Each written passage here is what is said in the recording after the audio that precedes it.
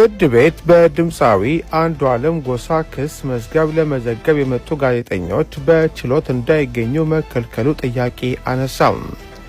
በእጮኛው ቀነኒ አዱኛ ሞት ፍርድ ጋር ተያይዞ በእስር ላይ የሚገኘው አንዱዓለም ጎሳም ዛሬ ሐሙስ መጋቢት 9 ቀን 2017 ዓ.ም ፍርድ ቤት ቀርቧል።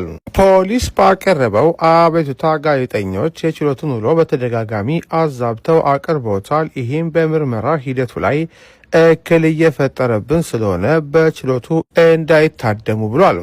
የድምፃዊ አንዱዓለም ጠበቃም ይህንን የፖሊስ ጥያቄ ደግፈዋል።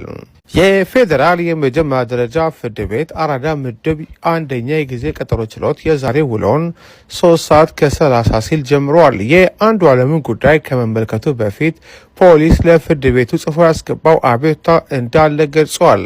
በፖሊስ አቤቱታ ደብዳቤ ላይ አንዳንድ ሚዲያዎች በችሎት ያልተነገረና ያልተባለ ጉዳይ ማለትም የቀነኒ ማስታወሻ ደብተር ጠበቃዋ ጋር አለ የሚልና ድምፃዊ አንዱዓለም ለዳግማ ትንሣኤ የሙዚቃ ኮንሰርት ስራ ስላለኝ የዋስትና መብቴ ይፈቀድልኝ የሚሉ ዘገባዎች እየወጡ ስለሆነ ፍርድ ቤቱ የሚዲያ አካላትን በችሎት እንዳይገኙ ያደርግልን ሲል ጠይቋል።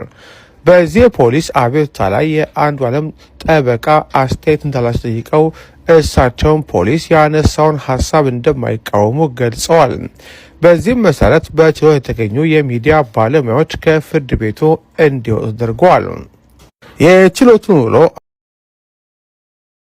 ፍርድ ቤት በድምፃዊ